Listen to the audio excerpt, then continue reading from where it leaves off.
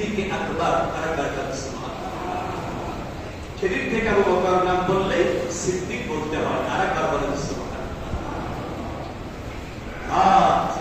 হয়ে গেছে।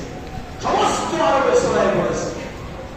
নেপাল আসছে, আয়েশা হয় সূর্য ডুবতেছে প্রায়। মুহাম্মদ তুমি যে সত্যবাদী তার প্রমাণ দেখাও। বাইতুল মুকাদ্দাসে আমরা গেছি ব্যবসার জন্য কতবার, 2 বার গেছি, 3 বার গেছি, 5 বার গেছি, 7 বার গেছি। বিভিন্ন লোকে এসে বলতেছে আমরা তো ব্যবসার জন্য গেছি সিরিয়ায়, ফিলিস্তিনে, আমরা বাইতুল মুকাদ্দাস দেখছি। তুমি তো যাওয়ার কথা না, তুমি রাত্রের মধ্যে কেমনে গেলা?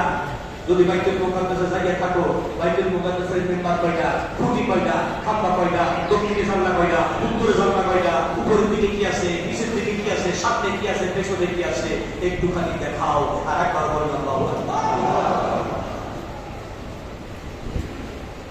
এই যে আপনারা টেলিভিশন দেখেন, কম্পিউটার দেখেন, এটা তো আলোর ঝোঁকা। জোরে বলেন কি?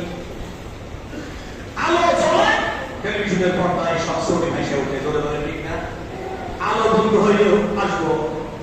আল্লাহ রাব্বুল আলামিনের নবী আসমানের দিকে তাকাইছে, কাফের দিকে তাকাইছে, নবীর প্রমাণ দিতে বাইতুল মুকাদ্দাসের কোথায় কি আছে বলো।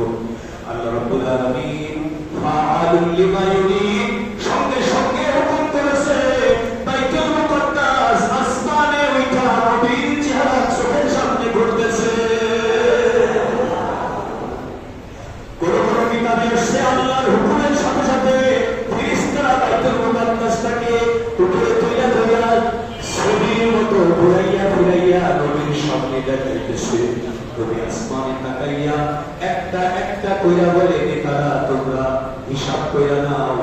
ডান পাশে জান্নাত কয়টা, বাম পাশে জান্নাত কয়টা, সামনে কয়টা, পেছনে কয়টা, উপরে কি আছে, মাঝখানে কোটি খাম্বা এতগুলো আছে, এইভাবে আছে, মেম্বার এমন ভাবে আছে, সামনের দিকে এই জিনিসগুলো আছে, পেছনের দিকে এই জিনিসগুলো আছে। এইবার মক্কার সিনেমাগুলোকে আমার নবীকে পাগল সাব্যস্ত করার জন্য আমি আসছি।